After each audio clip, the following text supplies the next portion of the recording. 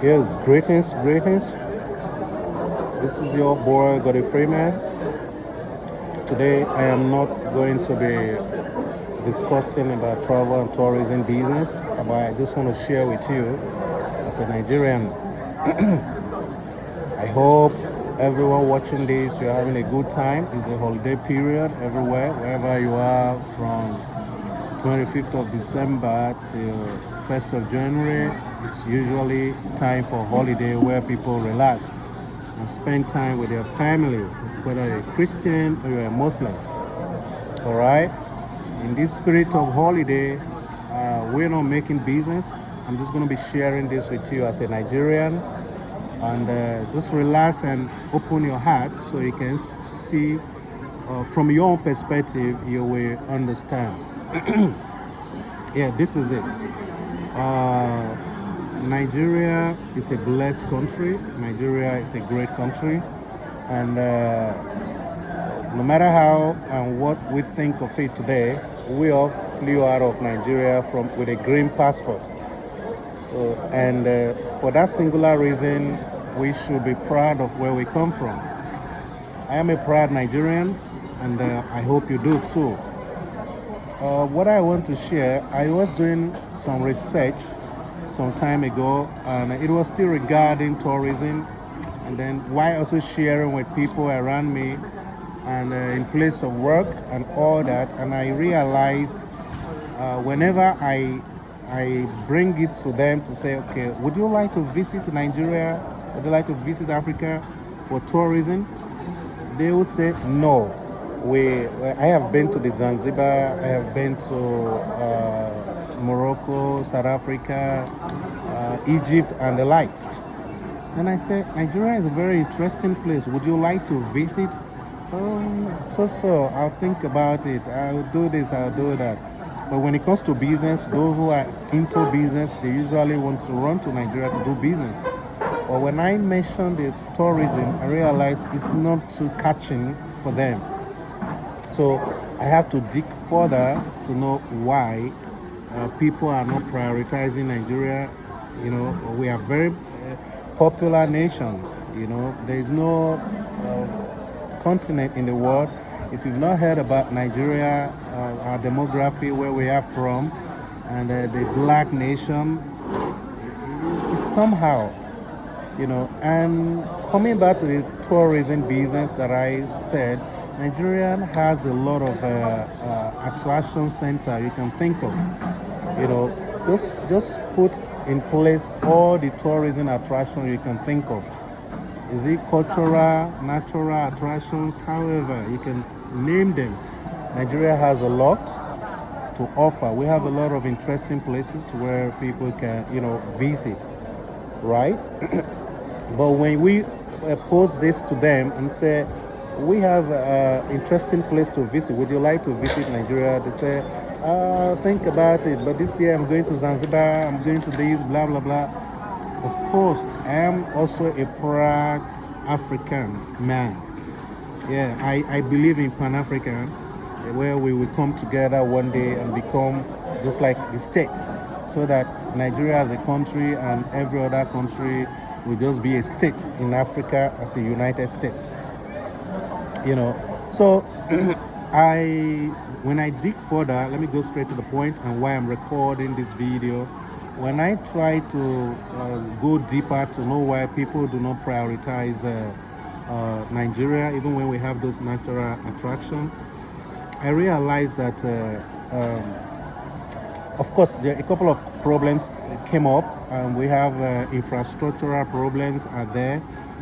The government not supporting the let's say travel agent, you know, for them to have to project their domestic tourism to the world, you know, because what travel agencies do in Nigeria these days, we only project, in most times, in most cases, we project international tourism where everybody wants to go and see what is outside of Nigeria. Meanwhile, the domestic tourism is a huge, like oil, it's gold that has not been tapped. You know, so we do not prioritize all of this, and there are many ways the government will key into this. yeah, they can mobilize the travel agencies, and they can do more with infrastructures, and so that those places can be reachable. You know, I know some of us will mention about the security problem. Of course, there are security issues everywhere in the world, not just in Nigeria. Yes, we have the Nigeria, that one is there. But I am not listing all the problems and the factors that are really hindering people from exploring Nigeria. I just want to highlight on one which I think you and I can handle. And that particular problem has to do with the media publicity and the way we project our countries to the world. Okay? I'll give you a very clear example.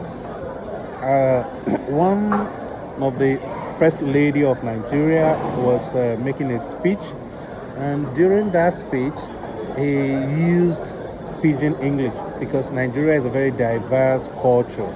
We have about 500 languages in Nigeria, you know. So if you decide to speak in pidgin or speak in your native dialect, your mother's tongue, Yoruba, Igbo, whatever languages you can mention, it is acceptable. One of the primary things why we use language is for communication, as long as you can pass the message.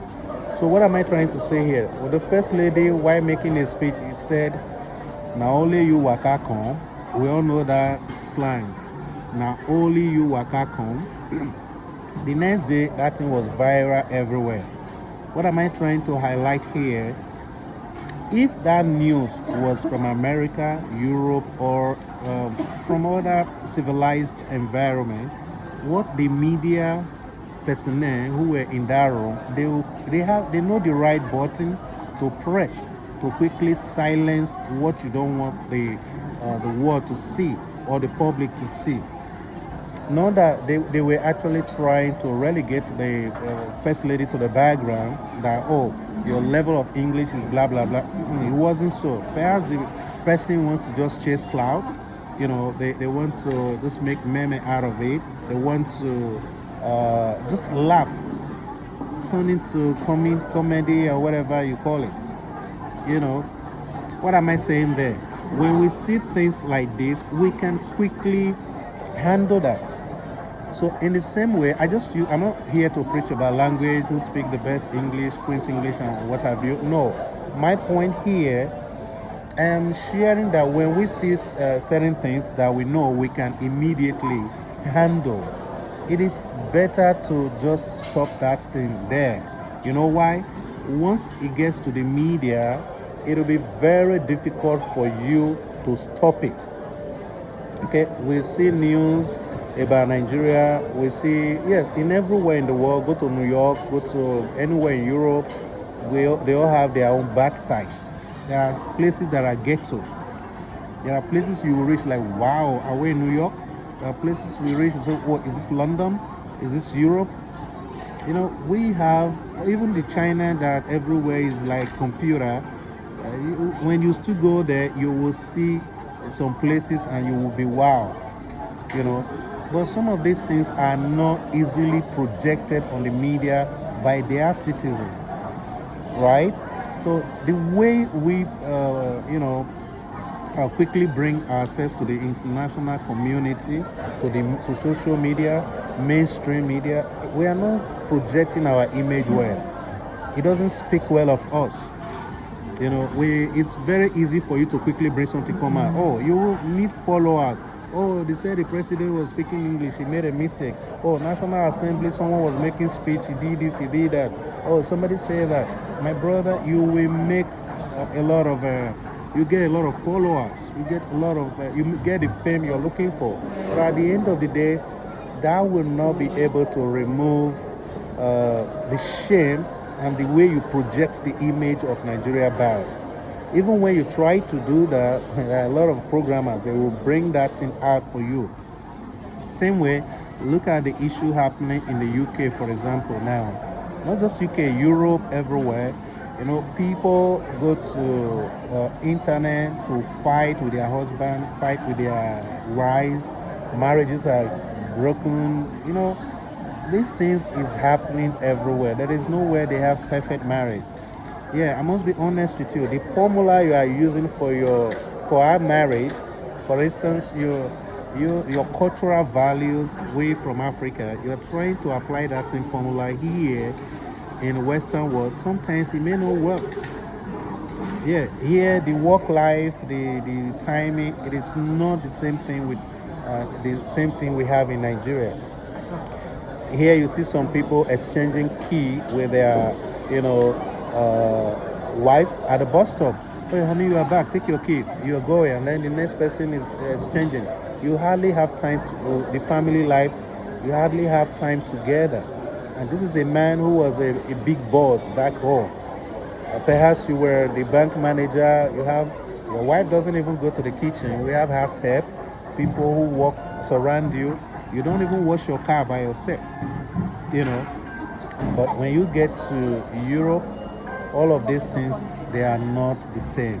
So the cultural values, the way we do the man and a woman thing right from Nigeria, it's not the same thing we are having here. Okay, this is not the same thing. So, but what am I trying to say here? If those marriage challenges are facing us, it's also facing people from the Caribbean. It's facing people from South Africa, people from other part of Africa, or third world countries who are not used to this Western life.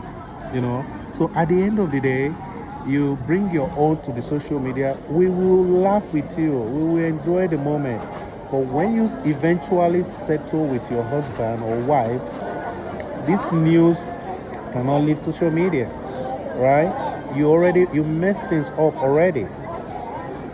So my point here, I want to summarize this.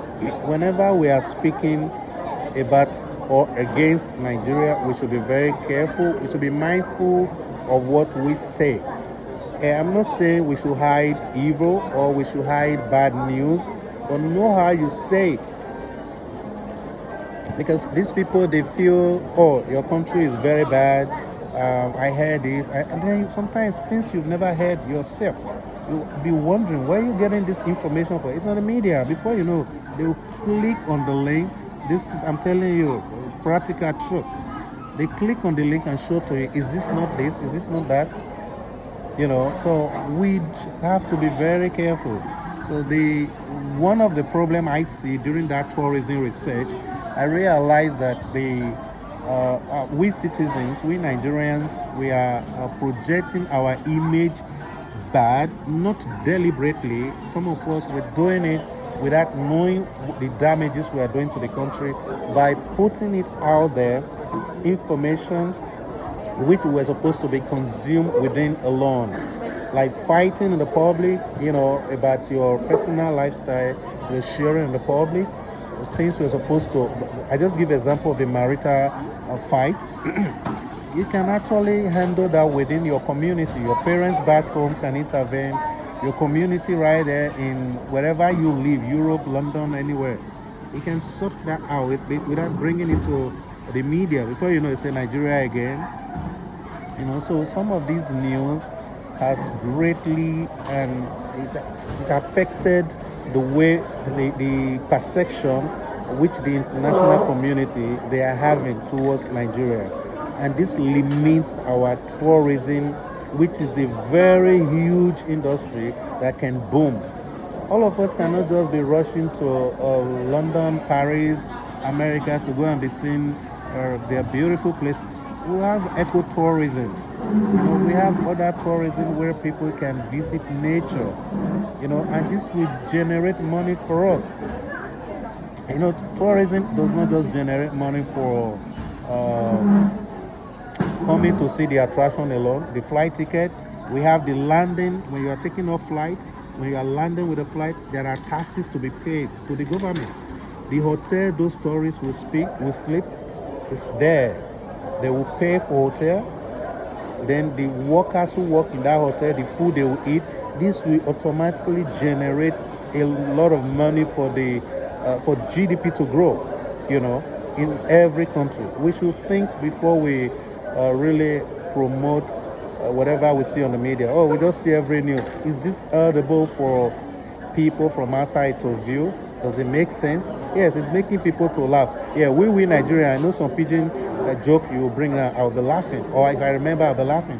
But this is for we consumption. You know, we can make some pidgin English joke now. Only we Nigerian will understand. We will still laugh. You will make uh, your numbers, your followers. We have over 200 million Nigerians. You know, wherever, if you can make some fraction from that, you are still getting followers. You will still make your TikTok money. You still make your YouTube or whatever money, right? So if you have forgotten everything I've said, my main reason for making this